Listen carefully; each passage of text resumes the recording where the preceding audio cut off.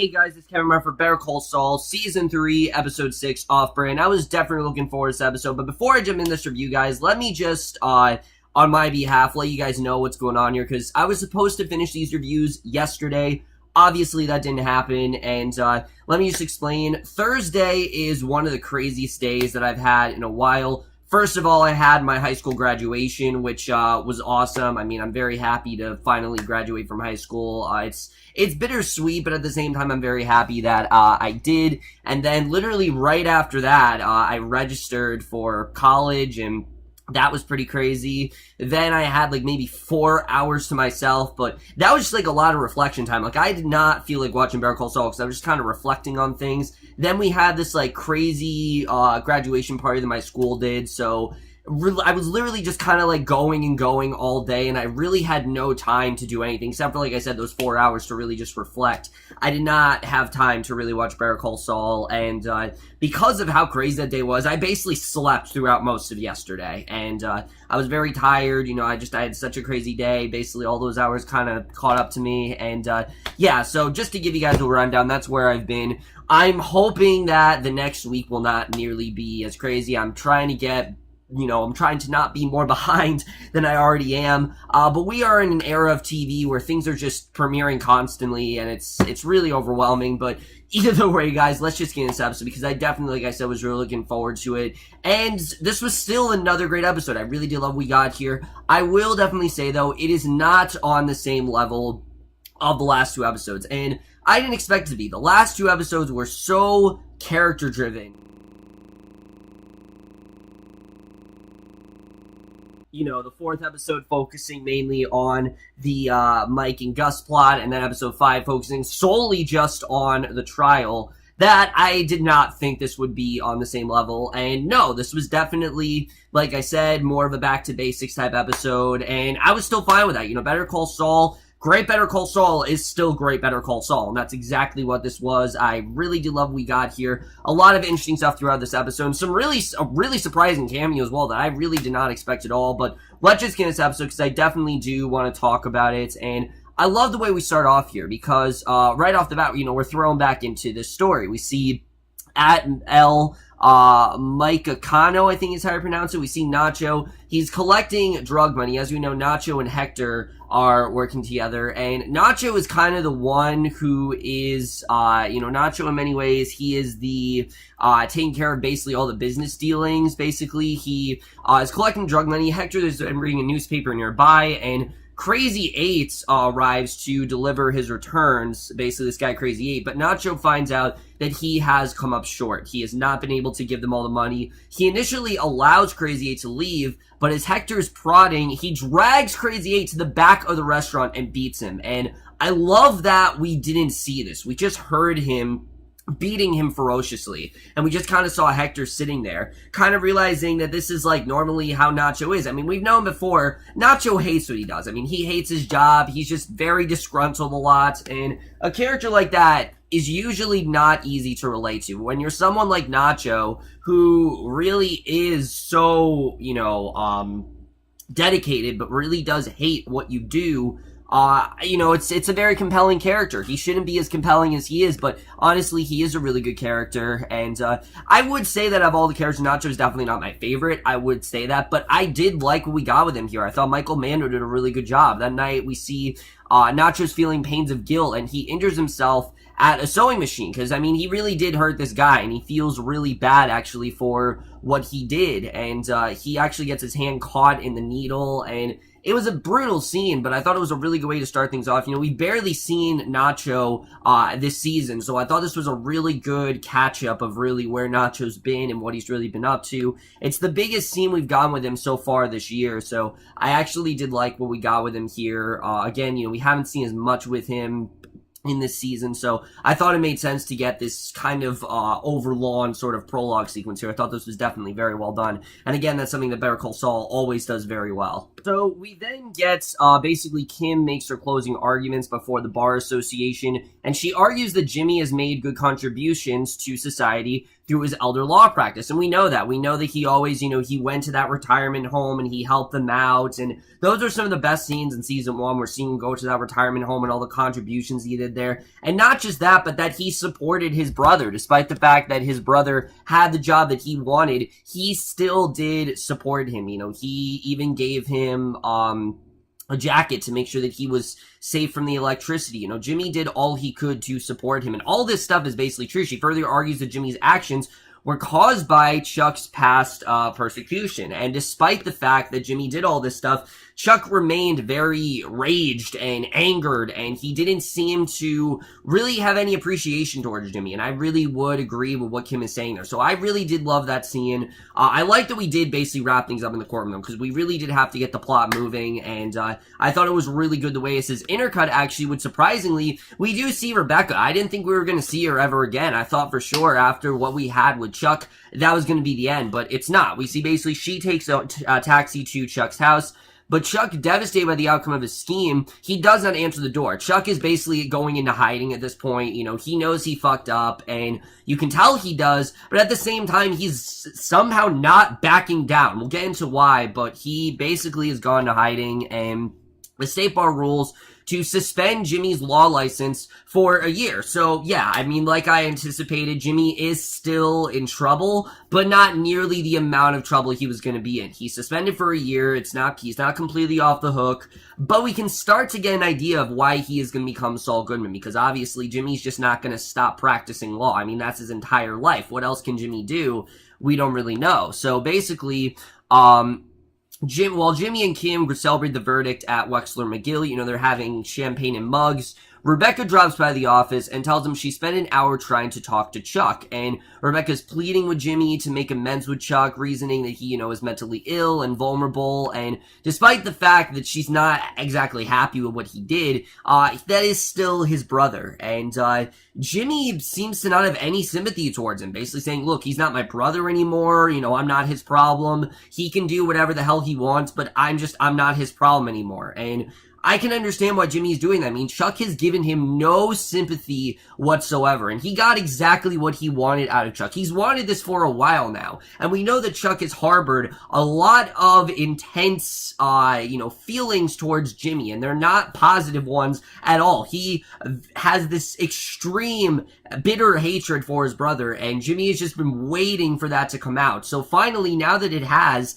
obviously, he's not going to show his brother any decency. He's not going to put any care towards his brother. He's gotten what he's wanted out of him. And, despite the fact that Jimmy did try to mend fences, he just knows there's nothing really he can do. And, I think it's pretty obvious that their relationship's never going to be the same again. There's no way they're ever going to get back to what they did have, in season 1. There's just no way. And Rebecca realizes that Jimmy never brought her to Albuquerque to help Chuck as he claimed. Basically, she did this to show that, look, Chuck was kind of full of shit, and, you need to see what he was kind of going through. And, she bitterly tells him that Chuck was right all along about him, that he is very selfish, and I would agree, but at the same time, again, think of what Chuck's done to Jimmy. Do you really want to go back to someone who's shown you that much hatred? Chuck does not seem to give a shit about Jimmy. He's, done everything he can. He's been so adamant about making sure that he causes his brother's downfall and that his brother, loses everything,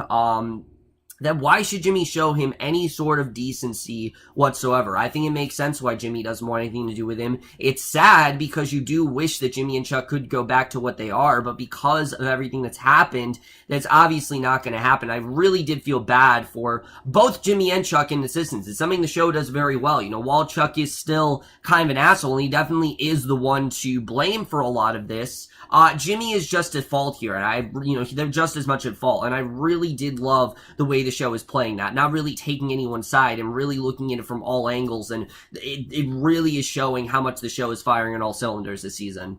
So finally, after an episode, we finally get to see Mike again, which, we didn't see him at all in the last episode, so seeing him again was very refreshing. He's accompanying Stacey to a support group. She's talking about how she and Kaylee are coping with Matt's death because, Matt did in fact die. Matt, of course, was Stacey's husband, and we know that obviously he was killed 2 years before. So I like seeing that he is accompanying her to this, and I like the way that they really are having a really great relationship. Like, things are good between Stacy and Mike right now. I think it's never really been better. And she tells Mike that she has volunteered to help him build a playground, recounting a story that Matt told her about helping Mike pour concrete for his garage. And basically, things are going, like I said, really well between Mike and Stacy. You would think that things would be bad between them. No, things are actually going really well, and I really do like this scene here. I like seeing how he really is helping her. And again, it's not necessarily something we needed, but it is shedding light, showing that, again, Mike is a family-first kind of guy. He cares about his family. This is something that he has poured so much into, and he's obviously not just going to leave them, which is a very great scene here. So, meanwhile, we see Chuck. He reluctantly lets Hamlin into the house, and, I mean, Hamlin was the one person that has had Chuck's back throughout all this, so I think Chuck just kind of figured, okay, why not just at least Hamlin of all people, and over some 35 Malekian scotch. Like, it basically gets Hamlin, he has to say, oh, I have the scotch. That's what lets him in, and Hamlin tries to dissuade Chuck from further fighting with Jimmy. That is just not worth it, telling him that the effort would be better spent on the future. And I would agree. I mean, Chuck is in deep right now, and no one's really going to listen to what Chuck's have to say. I mean, Jimmy is now shown that Chuck is full of shit, and you just can't really trust Chuck right now. So it would be stupid for Chuck to go any further and try to do anything else. And, Hamlin really is kind of looking at things in a rational way here, basically. So Chuck actually does agree, and after he sees Hamlin off, he removes the battery from his tape recorder, and he forces himself to hold it, kind of realizing that, yeah, some of this wasn't exactly true. And basically, he toasts to new beginnings with his partner. It seems that he has listened to Hamlin, but we know Chuck. We know Chuck's not just going to give up. This is Chuck's character. He's very adamant. He still is mentally ill, and there's no way Chuck is just going to give up all this. There's no way that's going to happen. I think Hamlin will like to think that, but knowing Chuck, there's no way he's going to give up. So Jimmy and Francesca then call all of his clients to inform them of his 1-year sabbatical, and for his last call, he contacts a client who recognized him from his Fifi commercial, which was one of the highlights last year, seeing him make that commercial and everything. And remembering that he can't air new commercials while under suspension, he rushes to contact a local TV station to pull it off the air, because obviously it's illegal what he's doing. But because he pulled out of his station's contract early, he's out $4,000. So money's really tight right now, because, obviously he can't practice law. This is the money he's going to have for a whole year. And now that Jimmy's suspended, Kim considers just closing the office and letting Francesca go. There's no reason to keep this open if Jimmy can't practice law, but Jimmy refused to do so. So again, we're seeing how both the McGills are very stubborn that way, and how they're just not going to stop. They're not going to take no for an answer. This is something that both of these characters are at fault with, and that's something I've always liked with Jimmy and Chuck, is that in many ways, they both do have kind of the same flaws, just in different ways of going about it. Jimmy does it in a way where he does it for positive reasons. Chuck does it mainly for negative things. He likes to see people's downfall, and Jimmy just wants to see things continue. He doesn't just take no for an answer, and he wants things to go well. And he knows he needs to find a new source of income to pay off for Wexler McGill's expenses while he's unable to practice law. So again, he feels like he needs to be the one to do this, and that's something that Jimmy's always done. He always feels like, oh, I'm the one to do this. I need to fix it. I need to be the one to do all this, even though I think he knows that going about that is, he can't exactly go about that the way he has all this time, and I really do love the way this was done here. So Jimmy then goes to the owners of this carpet store. They're pitching to shoot a commercial for their business on a cheap budget and broadcast for free. Unfortunately, again, Jimmy has to basically tell him, look, we have to put this in place of this. And the owners briefly consider the offer, but they balk when Jimmy explains he has to shoot the commercial immediately. Obviously, they're just not going to do that. I mean, they're not prepared for it. There's no way that's actually going to realistically happen. So Jimmy then informs Joey's film crew of the news, and he's struck with inspiration after the makeup artist suggests that he shoot a commercial for himself. And what he's going to do is he'll shoot the commercial, but he'll do it under a surname. That way it's not actually his commercial. So again, there's always kind of that loophole, and Jimmy is quickly getting back into that slippin' Jimmy kind of attitude, because again, he's living, he's going against the law here, but at the same time, he has to. I mean, money is really tight, and he feels like he needs to kind of be the one to do this. So basically, unwilling to go from Jimmy the lawyer to Jimmy the commercial salesman, he opens the artist's makeup satchel, exclaiming he's going to Karloff this thing. And if you know what that means, Boris Karloff, that was not his real name. That was, in fact, a stage name. So Jimmy clearly is going to do this under a surname. And I did like the way that was really handled. We know, obviously, what surname he's going to take. And I love the way they really do set that up here. I thought that was definitely really well done. So finally, we see, again, after an episode and a half, we get to see Gus. We see at the Los Polos Hermanos chicken farm. This truck arrives to drop off restaurant supplies, and after which Victor and Tyrus, we see they retrieve several pouches of drugs from a false bottom in the trailer. Basically, what ends up happening here is, basically Nacho and Arturo, they're there to collect some of the pouches, but Nacho moves to collect 6 instead of 5, and this causes Victor to pull a gun on him because it's supposed to be only 5, he's doing too much, but Nacho explains that Hector is expecting for him to collect 6, so it's not so much about what he says, it's more about what Hector says. Hector's kind of his boss, and Tyrus then calls Gus by cell phone, who gives his approval, and Gus is looking in industrial laundry that's for sale. And we know it's interesting because apparently this is the place where he actually holds Walt and Jesse hostage in Breaking Bad. It's interesting the way they did that, and I love the way Better Call Saul just subtly shows us like locations and things like that. Again, there's something I love is how subtle this show really is when it comes to that stuff. But basically, he's out scoping what would later become the laundromat above his meth lab, and it's pretty clear he's moved past cocaine. He's found a more profitable venture at this point. So you can tell, obviously, that's what he's doing. But we then see he browses the place. He stepped in the car driven by Lydia Rodate Quayle. Yes, Lydia, of course, from Breaking Bad. She actually is the one in that car, and that was really cool to see. Again, I'm not someone who's watched a lot of Breaking Bad, but I have seen the last episode, so I do know very well who Lydia is, and that was really cool just seeing her here. We know she does end up working for Gus, and basically tells her that, yeah, this could very well work, and this is obviously him creating the super lab, and that's what that's all about. So I thought that was really cool. I love the way the show kind of has these little subtle touches of things, and that's something they're doing so well with Gus's story. I mean, even though, even if you haven't seen Breaking Bad, we have a very good story here. We can tell very well what Gus is trying to do. He's trying to move on from this business and make something else, and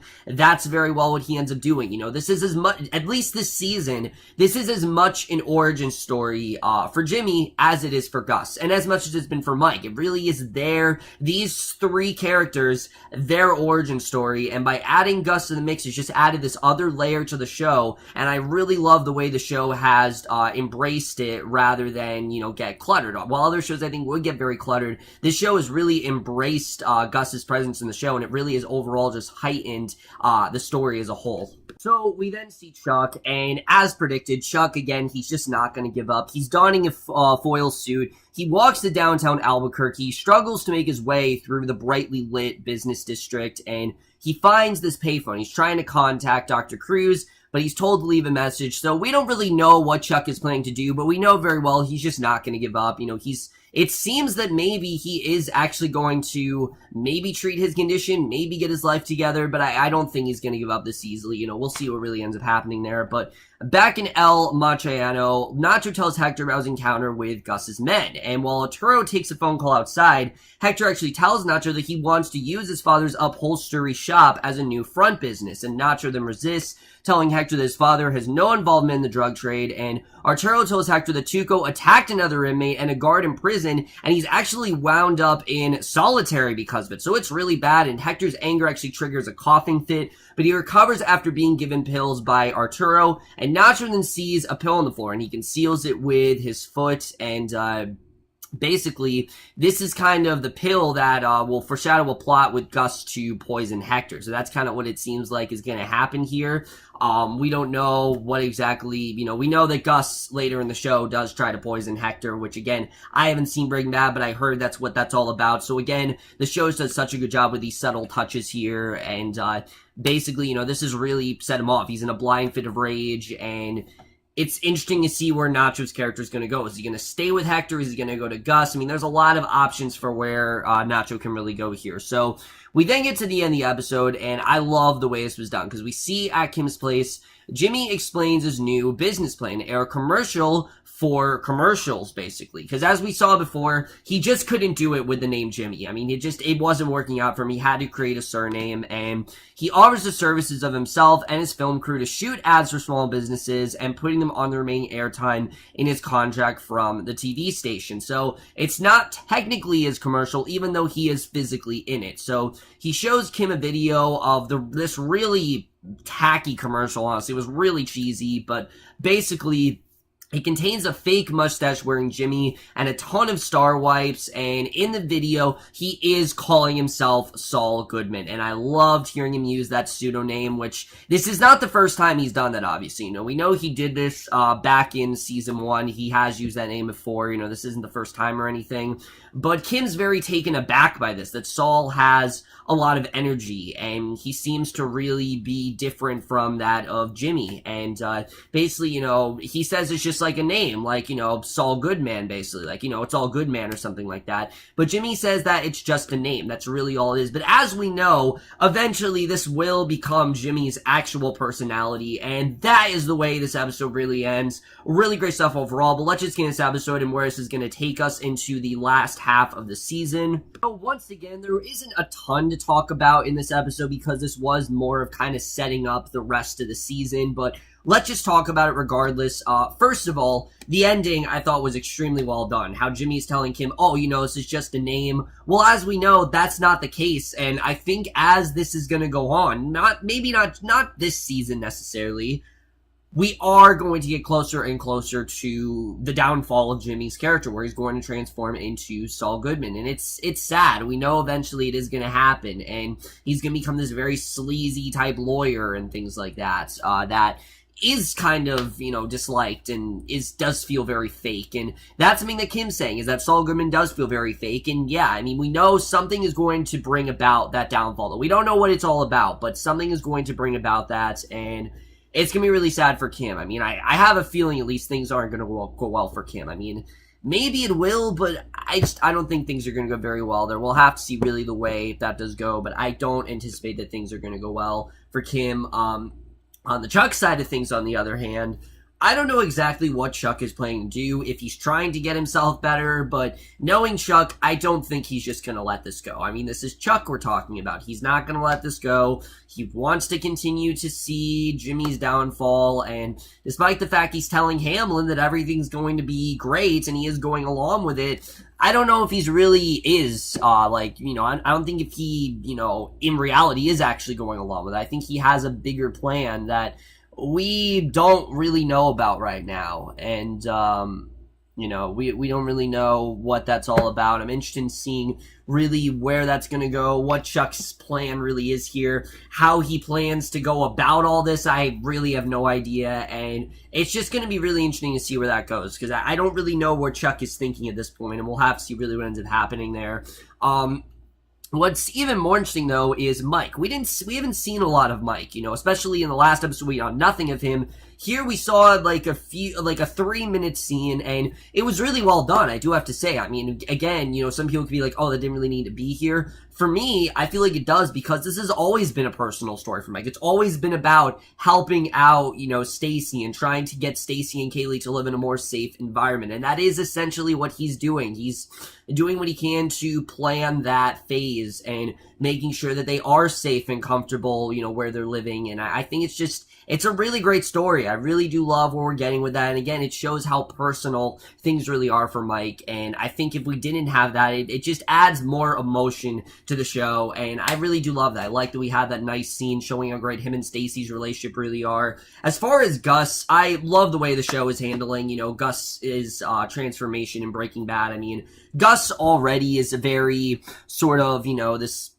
very hubristic, very just intimidating figure, and we're already seeing that very well. But what we're also seeing is that he is, in fact, going to go to Lydia. He's going to create that business, of course, and that's really what's going to cause the tension between him and Walt. The interesting part of this is Nacho. Nacho, obviously, he is working for Hector. Hector's kind of yelling at him a lot, so I don't know if Nacho's really going to stay there, if he's going to go over to possibly, if he's going to go to Gus, we'll have to see really the way that's all going to work out. But I guess my only real complaint with this episode is, despite that one scene with Mike, we don't really know where they're going with this story, and I do want to see more happen with it. I'm hoping that the rest of the season isn't just brief glimpses of his character. I want to see more with that. The show has always done such a good job with that equal storyline. I hope they don't break away from that formula. I love the way we've always had, this is what Jimmy does, this is what Mike does, this is how they're kind of similar. I've always loved that with the show, and I'm really hoping that they don't deter from that for the rest of the season. I really do hope we get more